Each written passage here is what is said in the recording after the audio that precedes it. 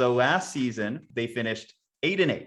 So they started off so hot, and then things went downhill on them. I mean, Kyler Murray loses the game to CJ Beathard there at the end. Vegas has them at 8.5 over under on wins this year. And I have them at 9-8, which basically means, spoiler alert, I'll give it away, I have this entire division finishing over 500 this year. The NFC West is just filled with landmines. And I think what it's going to come down to really is who could go 4-2 in this division or who could go 5-1 in this division. Because right now with all the records, I pretty much had them all splitting because I couldn't decide on those coin flip games who had the advantage on what part. When it comes to the Cardinals, though, some big acquisitions. They went out there, they got AJ Green. They went out there, they got JJ Watt, Malcolm Butler, Rodney Hudson, names you've heard of. They lost Patrick Peterson, who's been a long timer over there. They re-signed Justin Pugh, Jordan Hicks.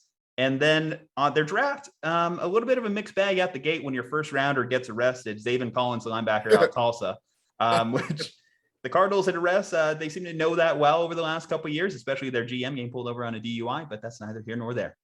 Anyway, 9-8 Cardinals. What do you think, man? I think they'll be 10-7, and I feel great minds think alike. I think every team will be over 500. And the Cardinals last year, they were a pretty good team. Kyler Murray, he injured his shoulder, and he just wasn't the same quarterback. And the team, they weren't able to win games. But as you mentioned this year, they brought on JJ Watt. They brought on AJ Green.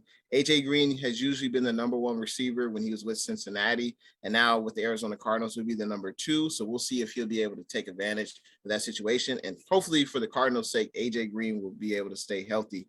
I'm not sure if Collins will miss games this year due to his arrest, but, they added Collins at linebacker. They still have the other kid. I think he's been in the league maybe 3 years, linebacker.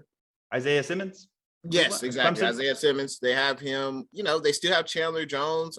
I'm not sure. I think he said he wanted to trade. I don't know if they worked that out yet, but Chandler Jones is an exceptional pass rusher. He had a down year last year, and he's in a contract year, so we'll see if he balls out. A lot of players like to play their best ball, especially in a contract year. Like Eric Armstead. But anyway, I think the Cardinals, they'll be 10-7 this year, and I think they'll finish in last place, unfortunately, because the Niners, Rams, and Seahawks, I think they're just a little bit better, especially when you go into their head coach and front office for sure. I think there's just the Seahawks, Rams, and Niners are just slightly above the Cardinals in that area.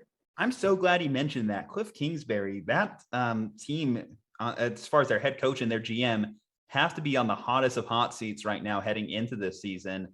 They have to make the playoffs because after last year's collapse, I don't know how you move forward with this team if you don't make that kind of improvement, because finishing 8-8 is just not going to be good enough for them. There's no way that all of these teams can make the playoffs.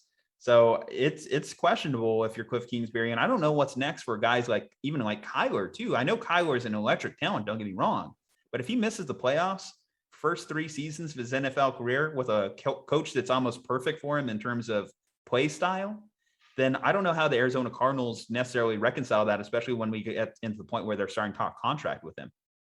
Yeah, and especially with the GM, he drafted Josh Rosen in the first round. And then the next year, also he had a new head coach that year as well. And then the next year, you fire the head coach, you get rid of Rosen. Like, he's got to be held fully responsible, the GM there. I think his last name's Kime.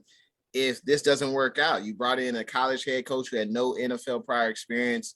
You bring in Kyler Murray. So if this doesn't work out, we'll see. He's been there for a while. He's built up a lot of equity, but, I think he should definitely be on the hot seat. But he might just blame the head coach, fire him, and then maybe try to get Lincoln Riley at Oklahoma or something, I think I saw a crazy stat, and I may be wrong on this, and feel free to jump in the comments if I am wrong, but I want to say that I saw that his first round picks over the last 7 years, the majority of them aren't even on the roster anymore. So I think that's an ultimate thing against a GM there.